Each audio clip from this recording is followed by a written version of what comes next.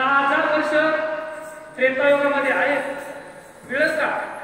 द्वापरयुगामध्ये 1,000 वर्षे मिळेल का? कलियुगामध्ये 100 वर्षाचं आयुष्य सांगितलेलं आहे. तरी सुद्धा पंढरनाथ महाराज 110 वर्ष 105 वर्ष लागणारे लोक आहेत जे आज ज्यांनी आपलं आरोग्य स्वतः समाधानाचं ठेवलं, ज्या व्यक्तींना आरोग्य सांभाळलं, जे लोक आजही कडधान्य खायचे आणि आपण खातोय त्या डाब्यावरचं पनीर, त्या डाब्यावरची ग्रीन पीस, त्या डाब्यावरचा कांदा, तुमची गिरवी, सकाळचं याला गेल्यावर तुम्हाला कळते काय मिळते, तुम्हाला सांगायचं तर विषय नाही. पण तुमचं शरीर नाचतंय, लक्षात घ्या. जो मनुष्य तंबाखू खाते त्या व्यक्तीला कॅन्सर होतोय. माझा विषय नाही आजचा, पण मला आज सांगून जायचे, कारण हा विषय तर विषय आरोग्य. कारण सुरुवातीपासून सांगायचं तर तुम्ही लक्षात आजही मी कडधान्याचं खातो, कडधान्याचं कालवण, उदाहरणार्थ शेंगोळ्या, उदाहरणार्थ हरभऱ्याचं कालवण, तुरीचं कालवण, तुमच्या गुलग्याचं कालवण, अशा प्रकारचे ते कडधान्य भिजवायचे पण खायचे, ते सुद्धा फिल्टरच्या पाण्यामध्ये भिजून खायचे. इतकं आरोग्य सुखाचं समाधानाचं कारण सांगतो एकच मिनिटात की कलियुगाचा मृत्यू हा अन्नाद्वारे सांगितलेला आहे. मग त्याच्यामध्ये तुमचे हार्ट अटॅक असतील, त्यामध्ये तुमचे कॅन्सर असतील, त्याच्यामध्ये तुमचे पॅरालिसिस असतील, त्याच्यामध्ये तुमचे ब्लड प्रेशर असतील, त्याच्यामध्ये तुमचे अनेक आजार मी लागतो नाही, मला एवढे 4,000 माहिती.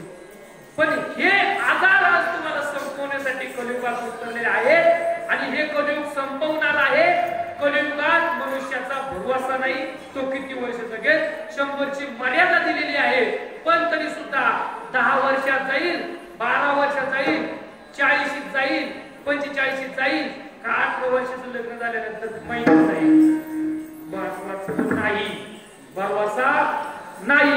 म्हणून त्या आयुष्य जगायचं असेल तर सुखा समाधानाचं जगा आणि ते सुख शोधा. तर ते सुख म्हणजे काय, ते ज्ञान म्हणजे काय, तर ज्ञानच म्हणजे तो भगवान परमात्मा आहे. त्याची तुम्हाला माहिती झाली पाहिजे, त्याचं ज्ञान झालं पाहिजे. ज्ञान म्हणजेच माहिती. तो कसा आहे तुम्हाला दिसणार नाही. हवा आहे का? नाही म्हणतात तुम्ही. हवा आहे का? पुढे दाखवा ना मला. हवा आहे का? सगळं जण आपण त्या हवेला घेतोय आतमध्ये आणि सोडतोय बाहेर.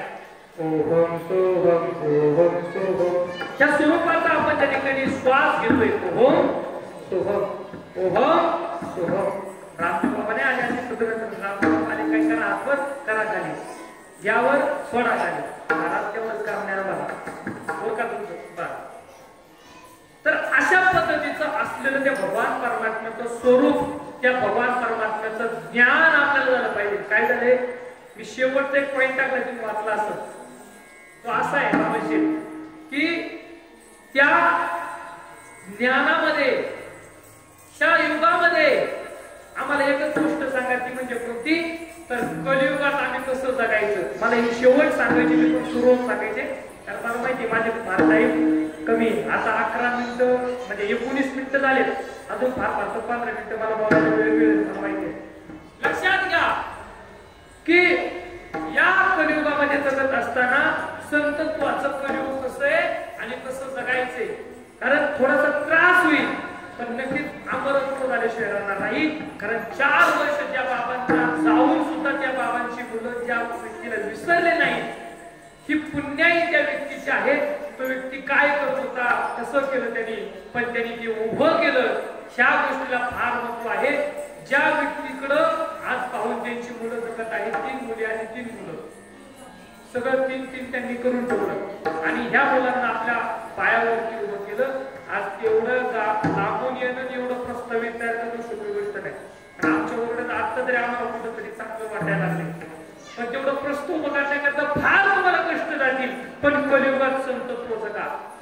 आणि शेवटचा आधीचा माझा पॉइंट सकाळी सांगितल्याप्रमाणे नर्मदा परिक्रमा का करायची, तर त्याच मला सापडून जाईल. कारण याच मुलाचा 2 नंबरचा म्हणजे शशिकांत नावाचा मुलगा, त्यांनी नर्मदा परिक्रमा केली. माझ्या 2 नर्मदा परिक्रमाची साधना या जीवाच्या झाल्यात, माझ्या नाही म्हणतात मी, आणि माझ्या मी तर गेल्या अशा मुळीच म्हणणार नाही.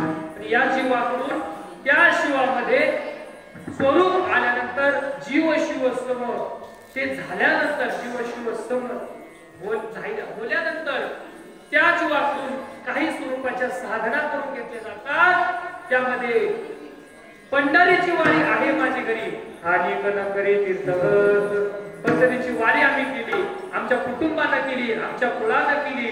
पांडुरंग परमात्म्यांची वारी आमच्या विश्वंभर बाबापासून आमच्या तुकोबापासून तर तपोनिधी नारायण महाराजांपर्यंत ती वारीची